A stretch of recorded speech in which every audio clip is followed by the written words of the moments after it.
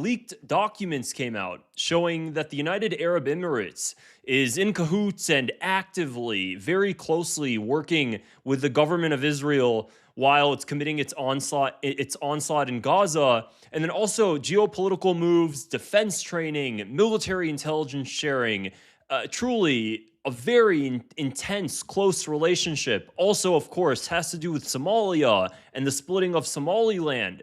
So the Israelis and the Emiratis are incredibly, incredibly close.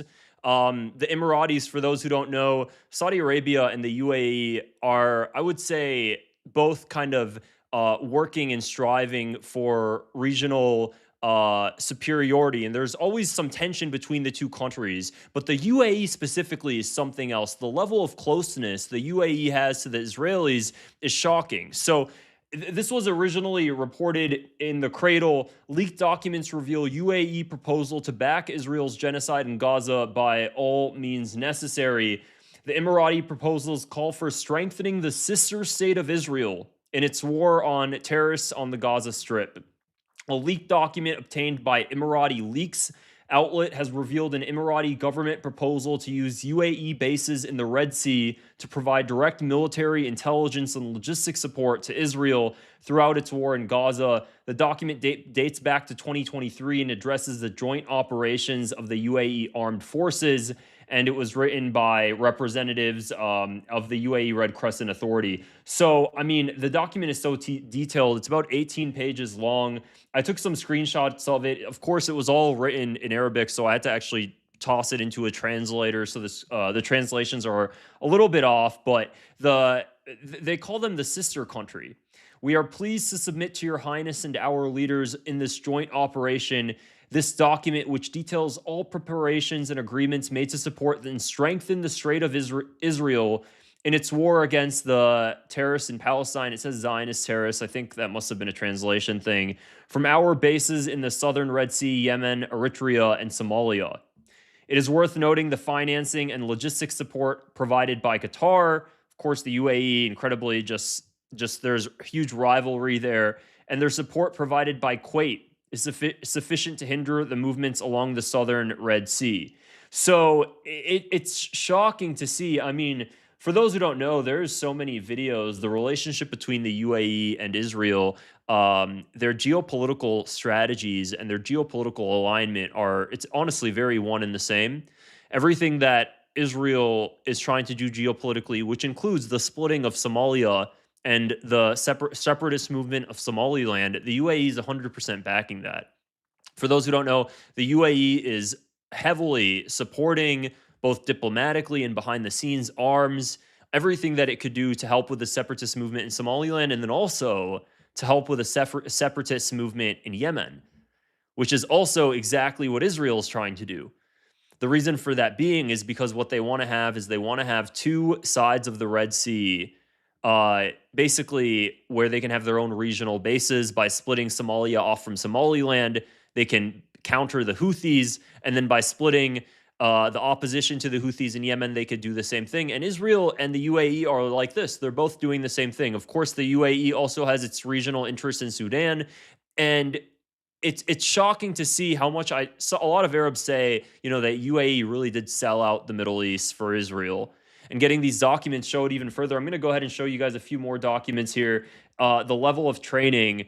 Again, supporting community initiatives seek to increase social cohesion between the two countries, and providing media, cultural, intellectual support, which contributes to strengthening stability on the cultural level. Again, between the UAE and Israel. On the diplomatic level, opening the embassy of the United Arab Emirates in the capital of Israel, Tel Aviv, and in return, the state of Israel opening its embassy in the capital of the UAE, Abu Dhabi, exchanging ambassadors and holding high-level bilateral visits, increasing the volume of trade between the two countries, close cohesion and integrated cooperation between the United Arab Emirates and the state of Israel in the field of counterterrorism, intelligence sharing, and military technology, development of UAE-Israeli relations in points. And it goes on and it talks, it says a little bit more. Here's another document from it. I screenshotted a lot here. The reasons for this support stem from limiting the supply of a base in Somalia to Israel, preparing and equipping ships and storing their current cargo in the warehouses, allocating the transfer of supplies to Israel. The reasons stem from Qatar's close monitoring of bases, which has strong influence and presence in the region. And it goes on, it just talks about how much they have to just work together against Qatar. We have ascertained the impact of Qatari actions in this particular matter when it comes to the Qataris' geopolitical moves, also including the state of Kuwait, despite support both provide to Hamas and other groups in Palestine, and also the substantial allocation Kuwait has designated for monitoring and obstructing our movement in the southern Red Sea. So truly, the level of cooperation the two countries have is shocking. And then also what's really interesting, and I mean, the UAE it's a Muslim country, but what's so interesting about it is the UAE spends millions and millions of dollars overseas on anti-Muslim propaganda campaigns, or I guess actually they try to specify it as anti-extremists.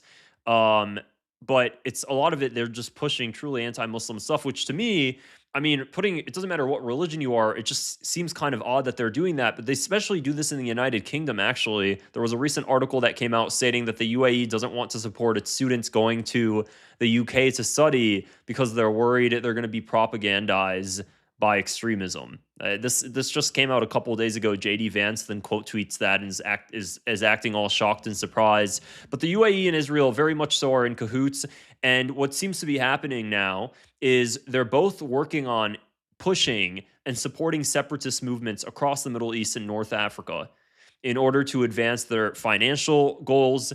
They both have a lot of stakes in different countries across the Middle East and North Africa. Israel, of course, is trying to capture regional hegemony while also weakening every single Arab state, separating them, cookie cutting them off, so that way none of them can be a substantial threat to Israel. And the UAE, as long as they're making a lot of money and millions of dollars from it, billions and billions of dollars from it, they'll be completely fine, all in line with the Zionist agenda. So it's shocking to see. Also, another interesting thing to note, there's been a lot of videos circulating where you'll see Emiratis actually hosting parties with Israeli officials, singing to Hebrew songs together, dancing, bringing rabbis over to the Emirates and having them speak and really integrating the Israeli UAE connection. They really push staunch anti-Semitism laws.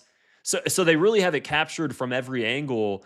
And if you go on X, you'll also see that a lot of them sort of condemn and try to separate themselves from the Palestine movement. Now, am I saying that all people in the UAE are like this? Absolutely not. Absolutely not. The government, however, does have a lot of incentives to do that. So pretty interesting documents that were recently released. Let me know your guys' thoughts in the comments below. Also, if you found this video interesting, I'd appreciate it if you click the subscribe button and give it a thumbs up as well. It helps me reach more people like you. Otherwise, I'll see you guys in the next video. Take care.